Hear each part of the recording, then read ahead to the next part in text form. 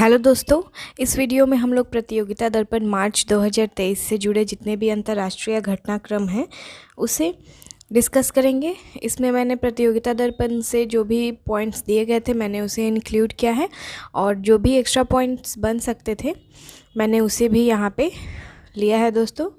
तो चलिए हम देखते हैं कि हमारा पहला टॉपिक क्या है।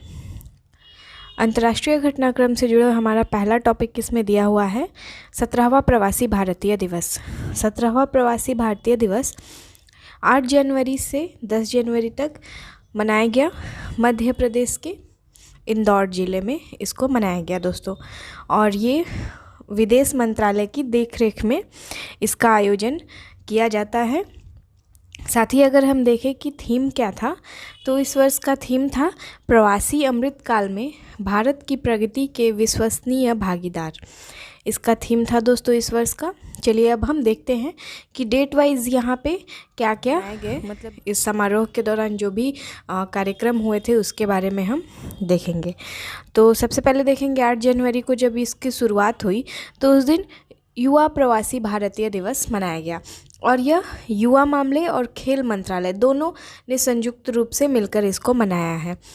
अब अगर हम देखें कि युवा प्रवासी भारतीय दिवस में सम्मानित अतिथि कौन थी, तो इसमें सुश्री जेनेटा मास्करेन हास थी, और ये कौन है दोस्तों?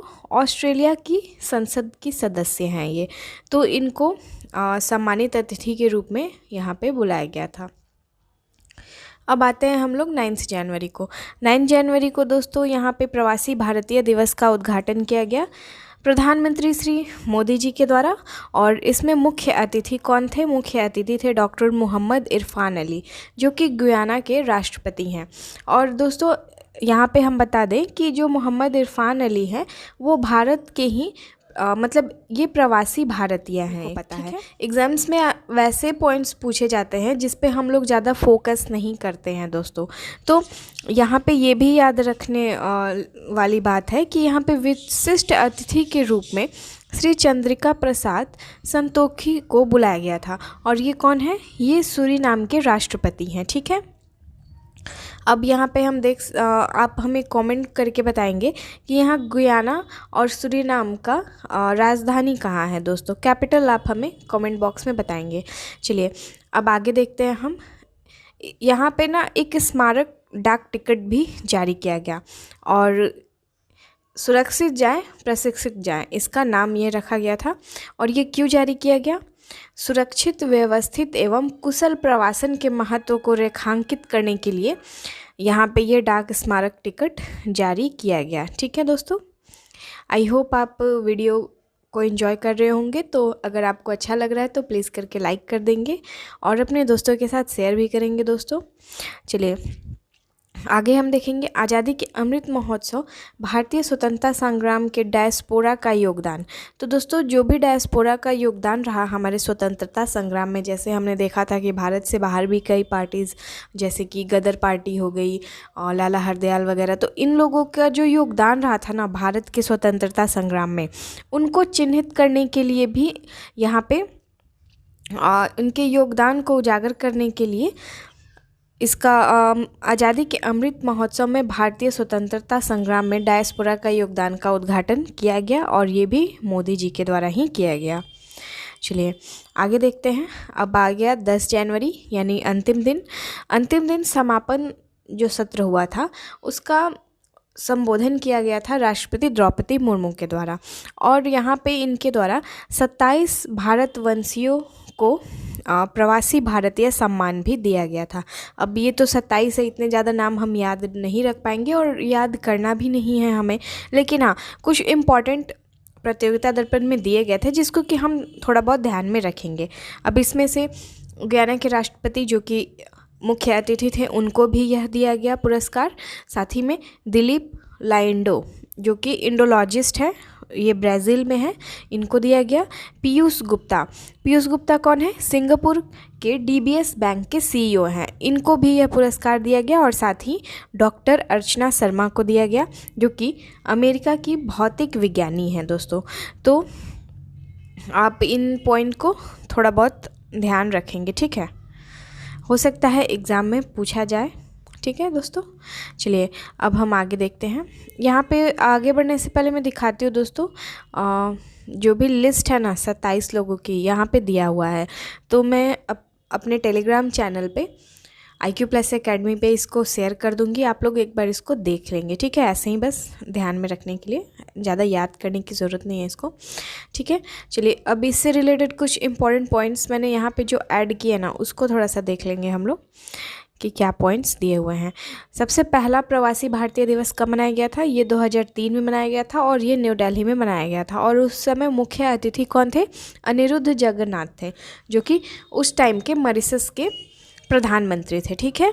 अब आगे हम देखेंगे दोस्तों, ये लगातार मनाया जा रहा था, लेकिन फिर 2015 से इसमें कुछ संशोधन किया गया और ये संशोधन इस प्रकार था कि इसे प्रति 2 वर्ष पे मनाया जाने लगा, ठीक है।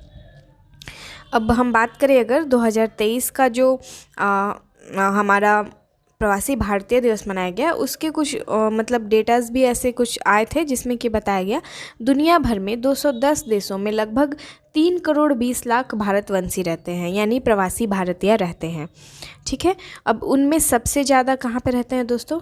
सबसे ज़्यादा भारतीय नागरिक जो रहते हैं ना वो अमेरिका में रहते हैं, लगभग 44,60,000 के अप्रॉक्स में रहते हैं, ठीक है। अब देखते हैं यहाँ पे 2019 में इसको मनाया गया था वाराणसी में, जो कि 15वां था। अच्छा, इस वर्ष का 17वां प्रवासी दिवस था, ये आप ध्यान में रखेंगे, ठीक है।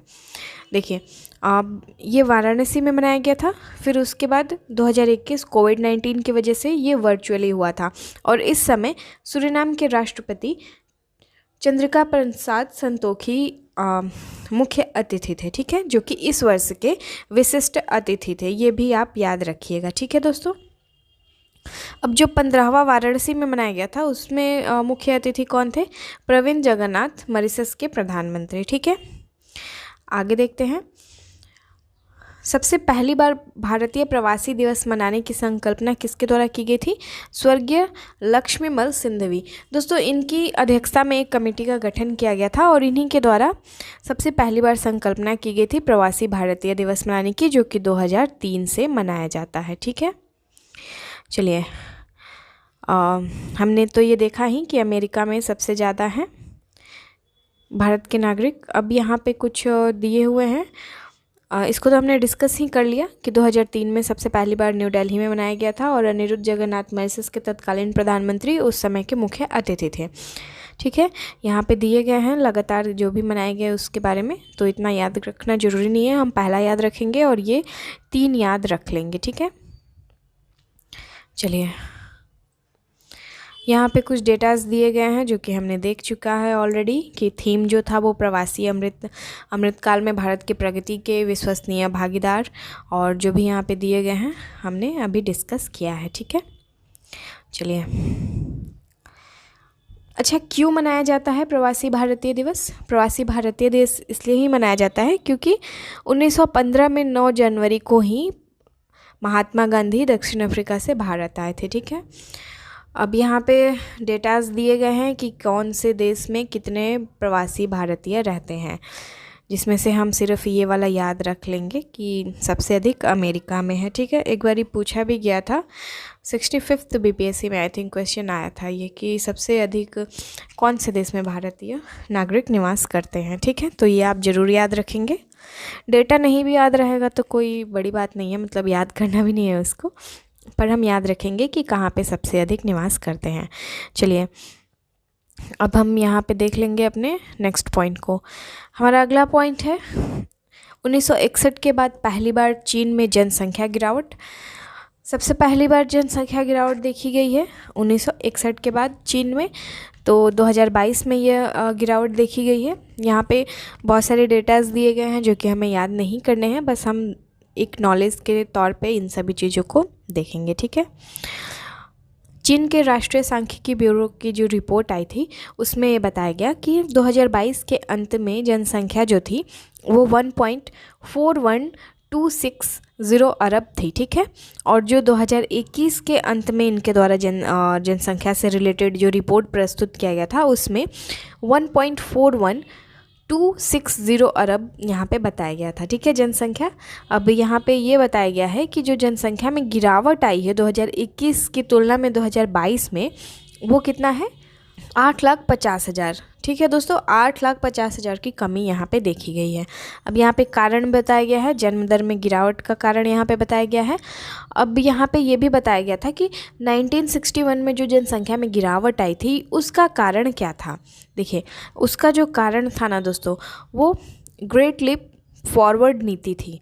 अब ये ग्रेट लीप फॉरवर्ड नीति जो थी ना, वो माओ त्से तुंग के द्वारा ये नीति को लाया गया था।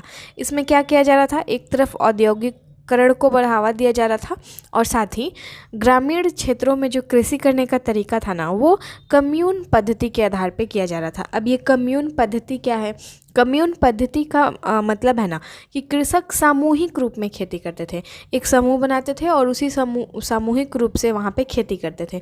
लेकिन उस समय क्या हुआ ना कि एक भयंकर सूखा आ गया, यानी ग्रेट लीप फॉरवर्ड नीति के समय में भयंकर सूखा पड़ा, जिसकी वजह से लगभग 3 करोड़ लोग मारे गए। और इसी वजह से 1961 में चाइना में यहाँ पे देखा गया जनसंख्या में गिरावट, ठीक है।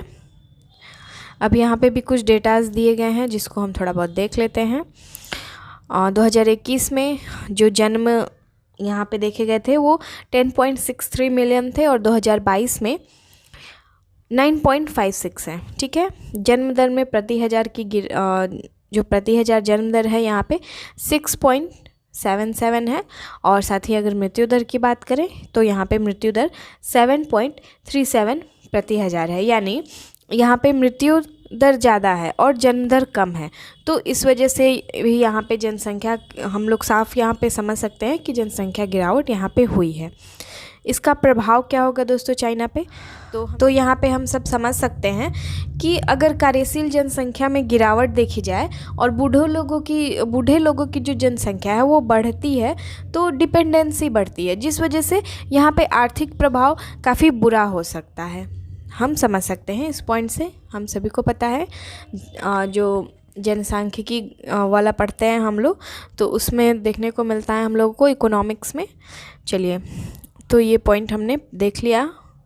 अब ये सब भी हमने देख लिया है पहले पॉइंट में ही। आप इसे एक बार ज़रूर से देख लेंगे जब मैं इसका PDF अपने टेलीग्राम चैनल पे शेयर करूँगी। दोस्तों, अगर वीडियो अच्छा लग रहा है तो प्लीज़ करके लाइक कर देंगे और दोस्तों के साथ शेयर भी करेंगे, ठीक है। अब हमारा नेक्स्ट टॉपिक क्या है, नेक्स्ट टॉपिक है 2022 अब तक का 5वां या 6ठा सबसे गर्म वर्ष।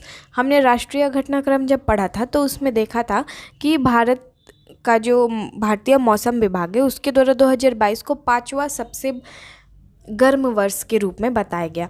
लेकिन यहाँ पे अलग अलग जो एजेंसीज़ हैं ना, अलग अलग देश की, उनके द्वारा अलग अलग डेटाज यहाँ पे दिए गए हैं, तो उसके बारे में ही यहाँ पे बताया गया है। सबसे पहले तो भारतीय मौसम विभाग यानी IMO के द्वारा इसे 5वां बताया गया, हमने पहले ही देख लिया है इसको। अब UN के विश्व मौसम संगठन यानी WMO के द्वारा इसे 5वां या 6ठा, या तो मतलब यहाँ पे या 5वां या 6ठा यहाँ पे बताया गया कि 2022 सबसे गर्म वर्ष है, ठीक है। इसके द्वारा और भी कुछ बताया गया जिसमें ये बताया गया कि विश्व का औसत तापमान औद्योगिकीकरण से पहले के 1850 से 1900, पहले से का मतलब यहाँ पे 1850 से 1900 तक का है, औसत तापमान की तुलना में 1.15 डिग्री सेल्सियस अधिक रहा। 2011 से 20 के दशक में औसत तापमान औद्योगिकरण के पूर्व के औसत तापमान की तुलना में 1.09 डिग्री सेल्सियस अधिक रहा और 2013 से 20 के दशक में यह इससे 1.14 डिग्री सेल्सियस अधिक रहा, ठीक है। अब ये तो रहा विश्व मौसम संगठन का रिपोर्ट। अब आगे हम कुछ और देखेंगे, जैसे कि नासा के अनुसार इसे 5वां बताया गया, ठीक है। और इसे 5वां 2015 के साथ संयुक्त रूप से इसे 5वां सबसे गर्म देश गर्म वर्ष बताया गया। किसको? 2022 को, ठीक है। चलिए, अब यहाँ पे कॉपरनिकस का रिपोर्ट देख लेंगे। कॉपरनिकस क्या है दोस्तों? ये यूरोपियन यूनियन का जैसे हमारा इंडिया में भारतीय मौसम संगठन है ना, उसी तरह ये यूरोपियन यूनियन का है, ठीक है। कोपरनिकस मौसम संबंधी एजेंसी है ये यूरोपियन यूनियन की। इसके द्वारा बताया गया 5वां सबसे गर्म वर्ष बताया गया, और इसने ये भी बताया कि अब तक के 8 सबसे गर्म वर्ष 2014 के बाद ही हैं, जिसमें से 2016 सबसे ज़्यादा गर्म रहा है, ठीक है।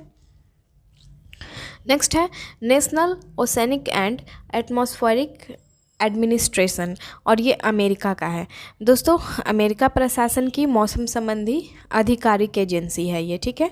इसके द्वारा बताया गया 1880 ईस्वी के बाद अब तक का सबसे गर्म वर्ष 2022 है, ठीक है। चलिए नेक्स्ट देखते हैं। नेक्स्ट हमारा पॉइंट बनता है भारत और पाकिस्तान के बीच परमाणु प्रतिष्ठान और जेलों में बंद कैदियों की सूचियों का आदान प्रदान। तो यहाँ पे ये प्रतिवर्ष किया जाता है दोस्तों 1 जनवरी को दोनों देशों के द्वारा।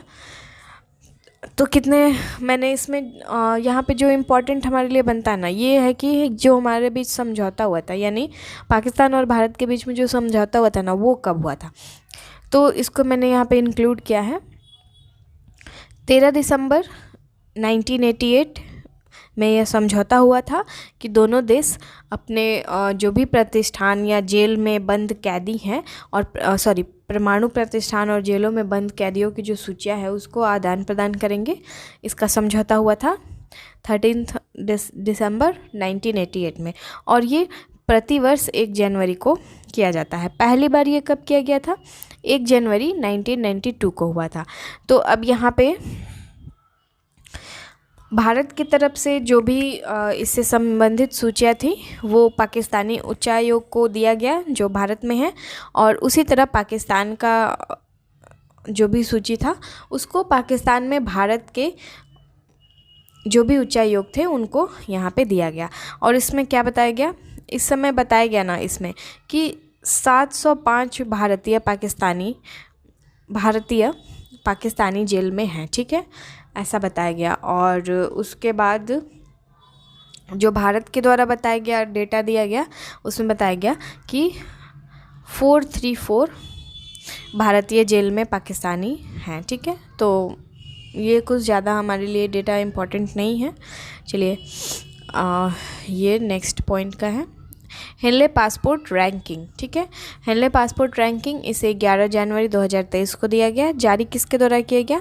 Henley and partners research team जो कि ब्रिटेन की है दोस्तों, इसके द्वारा किया गया। इसमें 199 देशों के पासपोर्ट को शामिल किया गया और साथ ही में यात्रा के 227 गंतव्यों में पहुंच सुविधाजनक होने के लिए रैंक प्रदान किया गया, ठीक है। अब देख लेते हैं हम लोग पहले स्थान पे कौन है। पहले स्थान पे संयुक्त रूप से जापान और सिंगापुर है। विश्व के 139 देशों में ये वीज़ा लेस प्रवेश को सुनिश्चित करता है, ठीक है। अब दूसरा देखेंगे, दूसरे स्थान पे कौन है। यहाँ पे दक्षिण कोरिया है जो कि 192 देशों में बिना वीज़ा का प्रवेश कर सकता है, ठीक है। तीसरे स्थान पे है जर्मनी और स्पेन जो कि संयुक्त रूप से है। चौथे स्थान पे है फिनलैंड, इटली, लग्जमबर्ग, और 5वें स्थान पे है ऑस्ट्रेलिया, डेनमार्क, नीदरलैंड्स और स्वीडन। तो हमें 3 तक याद रखना चाहिए, ठीक है, फिर भी आप 5वें तक ध्यान में रखेंगे, ठीक है। चलिए अब इसमें सबसे अंतिम स्थान किसको दिया गया? सबसे अंतिम स्थान जो दिया गया है वो अफ़गानिस्तान का है, 108वां स्थान है। और इसमें पाकिस्तान का स्थान जो है ना दोस्तों वो 106वां है, यहाँ पे देख सकते हैं। अब हम बात करेंगे भारत की। भारत का स्थान जो है 85वां है और ये 2022 में इसका जो ये स्थान था वो 83 था, ठीक है।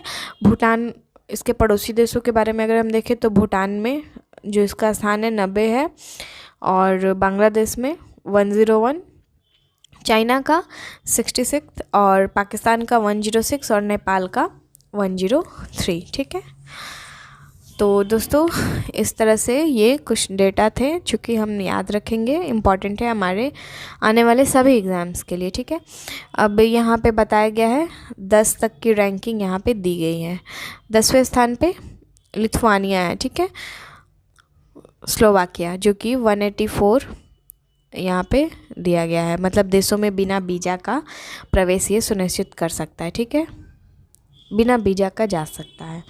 यहाँ पे नंबर्स दिए गए हैं, जब मैं PDF शेयर करूँगी तो आप एक बार ज़रूर से ध्यान से देख लेंगे इसको। तो अभी इसमें ये कंप्लीट नहीं हुआ है अंतर्राष्ट्रीय वाला, अभी कुछ और भी पॉइंट्स है जिसको मैं नेक्स्ट वीडियो में लाऊंगी दोस्तों, क्योंकि उसको भी बहुत ज़्यादा थोड़ा डिटेल में बताना पड़ता है, ठीक है। तो इसलिए मैंने उसको अभी नहीं इंक्लूड किया है इस वीडियो में। नेक्स्ट वीडियो को हम जल्दी लाएंगे, 1 से 2 दिन में लाने की कोशिश करेंगे, ठीक है दोस्तों। तो मिलते हैं आपसे नेक्स्ट वीडियो में। जय हिंद।